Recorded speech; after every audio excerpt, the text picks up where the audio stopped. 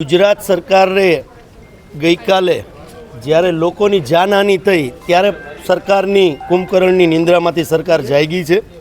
ત્યારે સમગ્ર ગુજરાતમાં કલેક્ટરોને સૂચના આપવામાં આવી છે કે જ્યાં જ્યાં આવા બ્રિજ છે એની ચકાસણી થાય।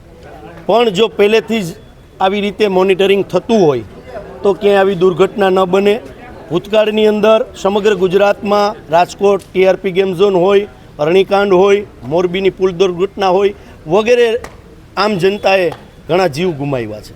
જો ત્યારે કડક કાર્યવાહી ભારતીય જનતા પાર્ટીની બેરી અને આંધળી સરકારે માત્ર સામાન્ય અધિકારીઓને પકડી અને જે સંતોષ માન્યો એની જગ્યાએ જે ભારતીય જનતા પાર્ટીના જે તે ડિપાર્ટમેન્ટના હોદ્દેદારો પણ એમાં સંડોવાયેલા છે, જે અધિકારીઓને તાકાત આપે છે ભ્રષ્ટાચાર કરવાની, જો એક દાખલો બેસાડ્યો હોત, એમની પણ પાર્ટીના જે લોકો સંડોવાયેલા હતા એમને પણ જો જેલ પાછળ ધકેલા હોત તો કોઈ પણ ભારતીય જનતા પાર્ટીના આગેવાનની હિંમત ન થાત કે અધિકારીની હિંમત ન થાત। પણ માત્ર તપાસનું ડીંડક કરી અને સંતોષ ભારતીય જનતા પાર્ટીની સરકાર માને છે।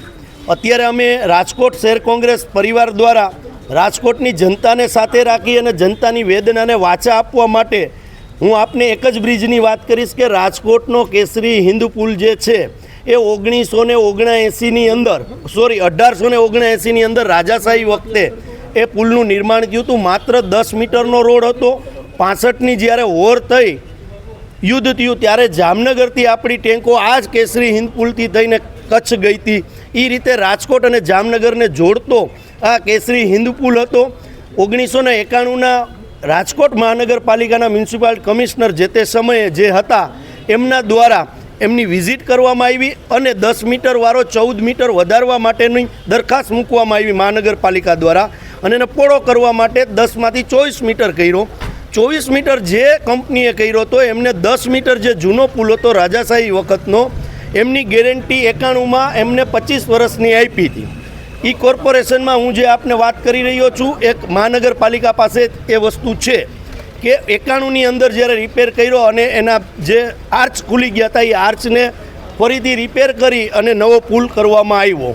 91ની ગણતરી કરો તો આજે 2025 એક દશકા કરતાં પણ વધારે થઈ ગયું। કંપનીએ લખીને દીધું છે કે 10, 20, 25 વર્ષ પછી આ પુલની જે આયુષ્ય છે એ પૂર્ણ થાય છે, પણ છતાં પણ આ તંત્રના પેટનું પાણી નથી આવેલું। મને જે માહિતી છે કે ત્યારના જે કમિશનર હતા એમને પણ ઘણી વખત અહીંયા કોમ્યુનિકેશન કર્યું છે કે ભાઈ મારા સમયની અંદર આ પુલ થયો હતો તો આને પાછો ફરીથી કરી અને પાછો નવો ડેવલપમેન્ટ કરવું જોઈએ, પણ છતાં તંત્રએ કર્યું નથી। એટલે આ રજૂઆત કરવા માટે આવ્યા છીએ। જો આ નહીં કરે આ તંત્ર તો આવનારા દિવસોની અંદર જેવી ઘટના બની છે એવી રાજકોટ શહેરની અંદર ઘટના ન બને, લોકોના મૃત્યુ ન થાય એની તકેદારી રાખવા માટે આજે કલેક્ટર કચેરીનો ઘેરાવ કોંગ્રેસ પરિવાર દ્વારા કરવામાં આવ્યો છે। આપને બીજી એક વાત કરી દઉં કે રાજકોટની ધરોહર સમાન કેસરી હિન્દ પુલ છે। આપને એક ઉદાહરણ આપું કે સર્કિટ હાઉસની અંદર પણ એમનો ફોટોગ્રાફ મારેલો છે કે આ સમયની અંદર આપણે આ બ્રિજ બનાવ્યો છે। તો જે કંપની કહે છે 20 વર્ષની આયુષ આપે છે તો એ 20 વર્ષ પૂર્ણ થઈ ગયા છતાં પણ તંત્ર જાગતું નથી, તો લોકોને રેઢા મૂકી દેવા, જનતાને રેઢા મૂકી દેવા આ ભારતીય જનતા પાર્ટીની ટ્રેજેડી રહી છે। જ્યારે જ્યારે આવા બનાવો બને ત્યારે સફાળે જાગે કે અમે રિપેર કરશું, અમે આ કરશું, અમે જેલ ભેગા કરશું અધિકારીઓ, પણ માત્ર અધિકારીઓ નહીં, તમારા લોકો પણ આમાં સંડોવાયેલા છે। જે લોકોને જે કેબિનેટ મિનિસ્ટર છે એની પહેલી જવાબદારી થાય છે, પછી અધિકારીઓની જવાબદારી થાય છે। એટલે આ સરકાર લગીને અમારી વાત પહોંચે એટલા માટે આજે કલેક્ટર તંત્ર પાસે આવ્યા છે।